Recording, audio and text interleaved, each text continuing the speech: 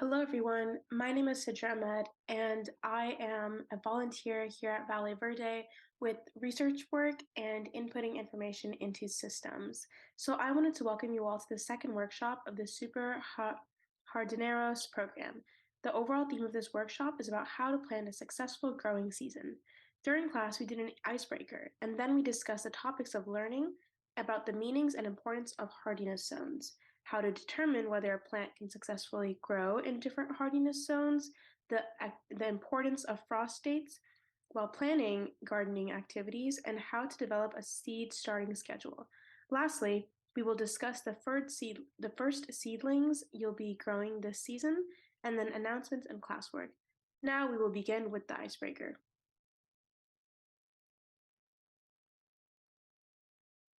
I want you to reflect on a time you had to plan for something.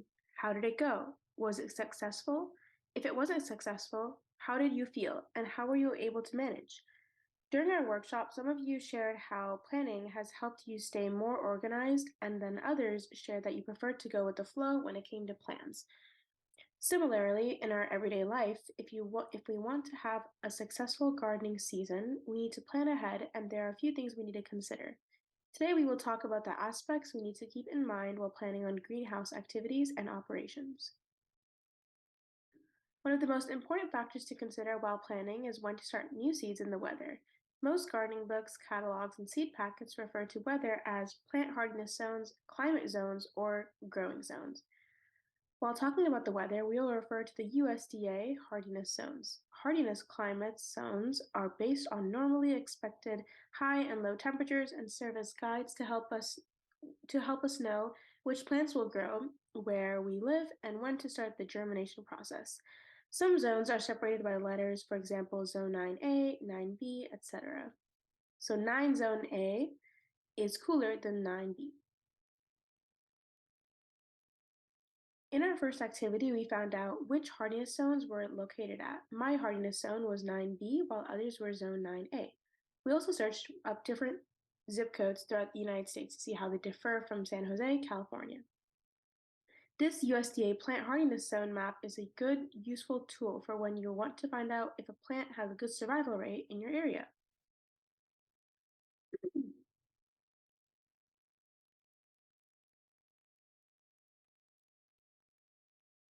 Another important factor to consider when planting is to know your local frost dates. For Santa Clara County, the first and last frost dates are November 15th and March 15th. These are important but approximate dates for gardeners to remember. The first frost date, November 15th, is the earliest date you should expect frost to occur. If you have plants that need to be brought in first for the winter or crops you need to pick before frost, this date has to be important. The last frost date is March 15th, so when you wouldn't expect any more frost. It's generally used as a milestone when planting outdoors or pruning frost-sensitive plants. The frost date is important to keep in mind when you start growing seeds. You want to make sure you have the seedlings you grow that are being sown during the correct time.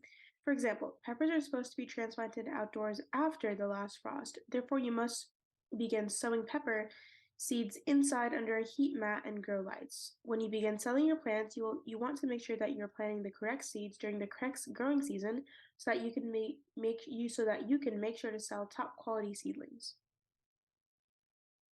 Starting seedlings in your greenhouse can be very enjoyable. There are several reasons to start your plants from seeds. Some of your favorite ones are the following: less expensive, possibly to grow plants that are not available in your local nurseries, and more.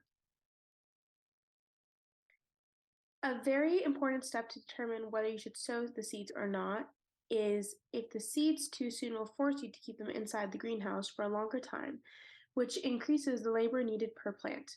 On the other hand, planting too short shortens the growing season and increases the risk of not having a harvest due to frost damage. As a super hardinero, you'll plant not one but several varieties of plants. Developing a seed starting schedule ahead of time makes it easy to know which seeds you should be planting each week and when you should start transplanting them into a bigger container. The first step is to figure out your planting day. This date will be used as a starting point for your schedule. As a fully operational nursery, your planting day will be the weeks, months customers can plant those seedlings. For your first season here, your planting day will be April 8th. Valley Verde's planting day is important because this is when we start distributing the seedlings to the families in our Shared Garden and Deep Roots program. I will share more information on our Google Classroom because you all have to deliver the seedlings a week prior to April 8th. For the second step, you must determine the variety of seeds you want to sow. I personally think that this is the best part in the process because you'll get to decide which seed you want to grow. But in this season, you'll be coordinating with Valley Verde. In spring 2003, you'll be growing munchie cucumbers and nasturtiums. Time is an essential component of planting. You always want to make sure that you're sowing the seeds at an appropriate time according to your planting day. Please remember that these seedlings are needed by April 8th, but you must deliver them a week prior to the distribution day. In the third step, you must calculate the sowing and transplanting date of each seed based on the planting day. This part starts to get a bit difficult, so make sure you take notes and practice. I also recommend checking out the UC Master Gardener's website. They have good resources and even a calendar on seed starting. Now, let's look at an example. Let's take a look at this seed packet. The Thai bird chili peppers packet indicates to start seeds indoors 6 weeks before last frost date. But in our case, we will be planting 6 weeks before the planting day, so 6 weeks before April 8th. If we count about 6 to 8 weeks backwards on a calendar, it will land between February 12th, 19th, and 26th. Your calculations indicate that the peppers should be sown during this time frame. Peppers take about 7 to 14 days to germinate, so your germination should take place between Friday, February 19th to 22nd, if you sow the seeds on February 12th. And in about 3 to 4 weeks after they sprout, you should be able to transplant the peppers into a large container. You'll be able to tell when it's time to transplant because they'll begin to produce their third set of true leaves. In this slide, you'll find the general guideline on when to start your seeds based on planting days. This guideline is according to the data Valley Verde has collected throughout the years, but I also recommend the UC Masters Gardener's Planting Calendar, since I feel like it'll be a bit more reliable since it's an overview of all of San Jose. Whether you use Valley Verde's UC Master Gardens or even your own seed starting calendar, you have to make sure you take notes from each time to time when you sow the seeds and take notes of the germination rate, when you transplanted and fertilized. Taking down notes is good practice because you always have to look back on your notes and compare the similarities or differences. This will help you become more aware of what is happening to your plant and the overall health within the greenhouse. For the last activity, I want you to start practicing your own seed schedule. Each apprentice is growing 18 muncher cucumber. Read the seed packet information and begin calculating. Please pause this video so you can practice. The video will begin in 3, 2, 1. Based on your calculations, we should begin sowing seeds on March 11th if you need them by March 8th, and decided to sow them 4 weeks prior to its planting date. Now to the last portion of the activity. Each apprentice is growing 18 nasturtiums. Read the seed packet information and begin calculating. Please pause this video so you can practice. The video will resume in 3, 2, 1. Based on our calculations, we should begin sowing seeds on March 11th if you need them by March 8th, and decide to sow them 4 weeks prior to its planting date. Now let's get into some reminders. Make sure to pick up and build your greenhouse. Complete the lesson plan quiz. This can be found on Google Classroom in the section Classwork under the tab Planning a Successful Growing Season.